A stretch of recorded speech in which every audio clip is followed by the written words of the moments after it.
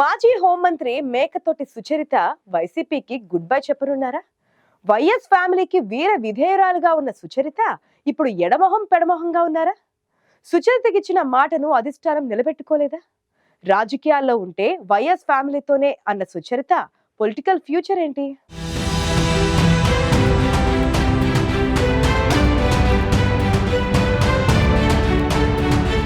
Cabinet లో కీలక portfolio ఇచ్చారు. ఏకంగా హోంమంత్రిని చేశారు. కానీ అది పైకి మాత్రమే. వైసీపీ ప్రభుత్వ హయాంలో ఆమె పదవిలో ఉన్న అగ్రనాయకత్వం చేతుల్లోనే పెత్తనం ఉందన్న ప్రచారం అయితే గట్టిగా జరిగింది.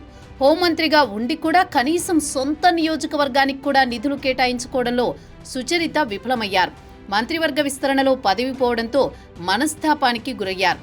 పార్టీలో ప్రభుత్వంలో ఎలాంటి పరిణామాలు ఎదురైనా ప్రతిపాడు నియోజకవర్గ ప్రజల్లో నాయకురాలిగా తనదైన ముద్ర అయితే వేయగలిగారు మేకతోటి సుచరిత. ప్రతిపాడు నియోజకవర్గ ఆడపడుచుగా అటు ప్రజల్లోనూ ప్రతిపక్ష నేతల్లోనూ వివాదరహితురాలిగా మంచి పేరు తెచ్చుకున్నారామె.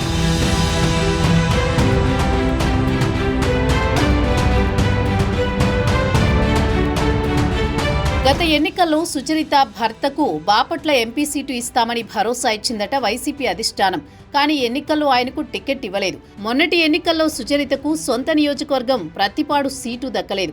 ఆమెను తాడికొండ నుంచి పోటీ చేయించారు. సీటు మారడం వల్లే ఘోర పరాజయం చవిచూడాల్సి వచ్చిందనే భావనతో సుచరిత ఉన్నారని ఆమె వర్గీయులు చెబుతున్నారు. అప్పటి నుంచి తీవ్ర మనస్తాపంతోనే ఉన్నారట మాజీ హోంమంత్రి. మరోవైపు ఆమె పోటీ చేసిన తాడికొండ ఇన్ఛార్జి బాధ్యతలను మరొకరికిచ్చారు.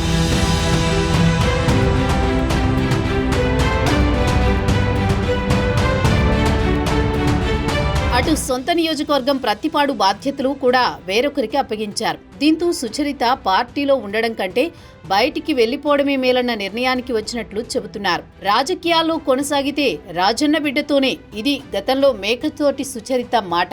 ఇప్పటికీ ఆ మాట మీదే ఉంటారా? మారిన రాజకీయాలతో మనసు మార్చుకుంటారా అన్న చర్చ జరుగుతోంది. కొందరు సీనియర్ నేతల్లాగే సుచరిత కూడా టీడీపీలో కానీ జనసేనలో కానీ చేరతారని ప్రచారం నడుస్తోంది. మరి ఆమె చివరికి ఎలాంటి నిర్ణయం తీసుకుంటారో చూడాలి.